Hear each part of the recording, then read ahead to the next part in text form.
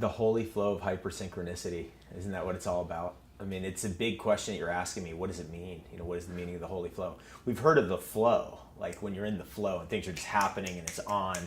But there came a phrase that popped up into my lexicon about 10 years ago, and it came from a book called Love Without End by my friend Glenda Green.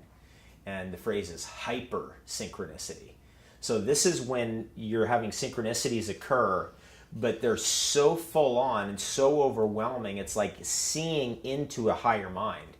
Suddenly it's like you see the editor notes on the story of your life or something like that, where it's beyond synchronicity, it's way beyond coincidence. And you start to wonder, what is this? And we call that that's the holy flow of hyper synchronicity.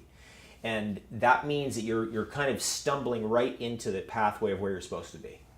The holy flow is always about where you're supposed to be in life.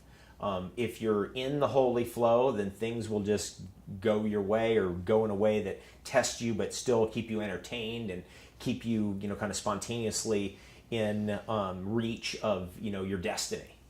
But if we ever get thrown off that flow and we get kicked out, which happens, just the way life is, it's just going to kick you out, then you might end up actually on the riverbank. You might end up climbing out of the creek, completely. And in that case, you put yourself into danger. I want to say that. In Love Without End, it says death is a clearinghouse for false identities.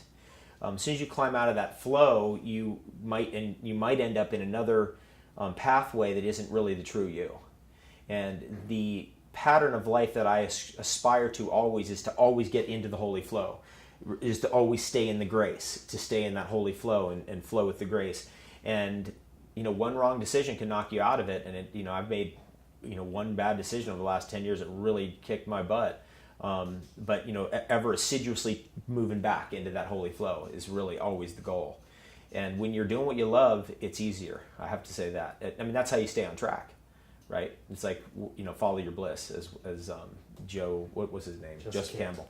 As Joseph Campbell said, follow your bliss. That's what it's all about. And that will inevitably take you into that holy flow, that grace that guides you through the hypersynchronicities into a feeling state where there's higher mind at work.